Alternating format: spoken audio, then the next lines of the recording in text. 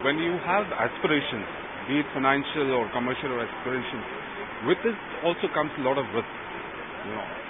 I was just attending one master class, and John Scully, who is the former CEO of Apple, he said when he had joined Apple in the Silicon Valley, there was nobody who was talking about money per se. It was just that, doing inventions or innovations to create a change in this world, to bring about a change in this world.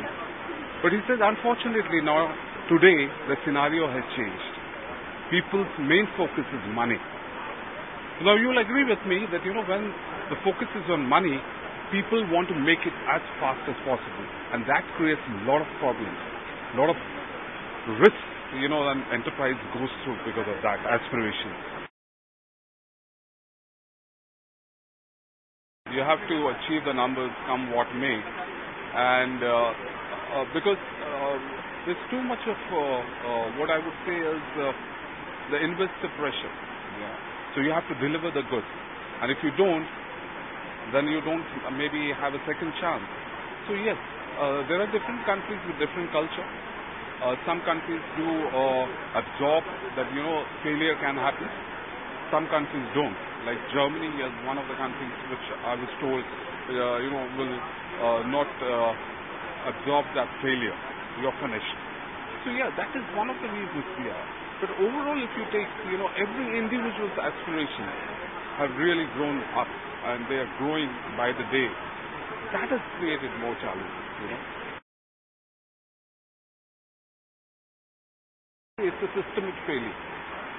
On the one hand, we talk about, maybe the companies did what they did and had to pay a price, because what happens when you're going through this process of doing wrong things, you cannot assess, at what point of time you're going to face a failure. You ride on your luck, Once you succeed, then you get tempted by that. You think that okay, I got it away with an X amount, let me do a Y, and then it goes on and on and on, and it is with every kind of criminal activity. But the first time, if there are checks and balances in place to check that out, then definitely risk is mitigated. But this seldom happens, because what happens is when we talk about risk mitigation processes, many companies think that it is cost and not investment. So there has to be a paradigm shift in the change of top management to think as an investment fund.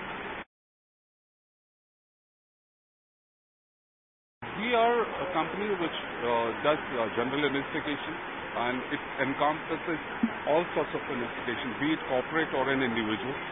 On the corporate front, we are doing a lot of the vertical which takes care of background verification of employees before they are employed.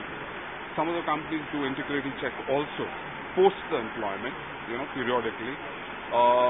On the general investigation side, there are many things. I mean, you name it, white collar crimes are there. There is theft. There could be asset location. There are so many things, within the general investigation sphere. We are doing it. For an individual, it's pre-matrimonial investigation. People are little apprehensive nowadays because they're getting married 7 seas across, and they wouldn't know, what's the suppose the bride or the bridegroom claim. So they want to verify that. All these factors are proactive. When you do all these things, it's a proactive thing. It mitigates the risk, to a great extent, but it's not a foolproof thing.